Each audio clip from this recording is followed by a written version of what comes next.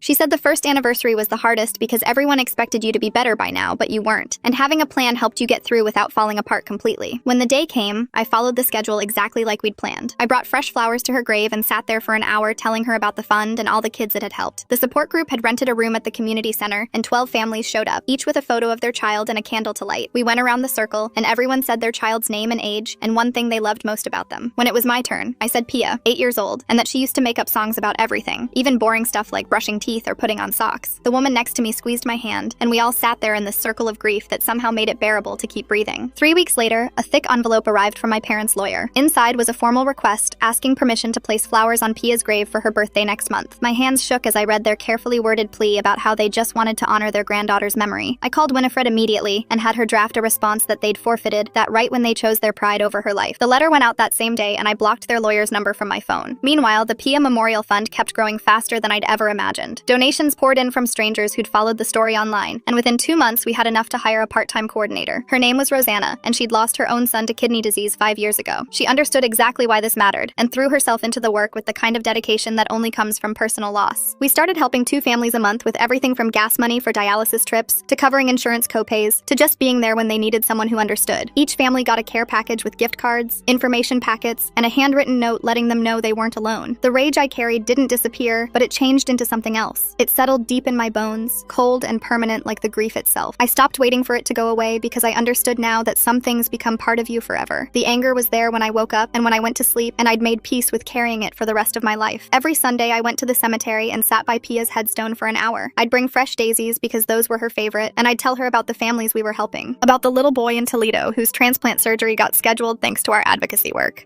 About the teenage girl whose family could finally afford the special diet she needed because we covered their grocery bills. About the grandmother who cried when we paid for her grandson's medications for 3 months. I knew Pia would be proud that something good came from all this pain. The truth hit me one morning as I was reviewing fund applications at my kitchen table. Revenge hadn't fixed anything, and the justice we got was only partial at best. My parents lost their freedom, but Pia was still gone. The criminal case gave us some accountability, but it couldn't bring her back. What I had now was survival, and the choice to use that survival to help other families avoid our tragedy. It had to be enough because it was all I had left. The fund kept growing, and more volunteers joined, and we expanded to 3 neighboring states. Each success story was a tiny light in the darkness, proof that Pia's death meant something beyond just loss and rage and broken hearts. Thanks for exploring all these questions with me today. I really loved wondering about things together. Hope to share more curiosity with you soon. And if you made it to the end, drop a comment. I love reading all your comments.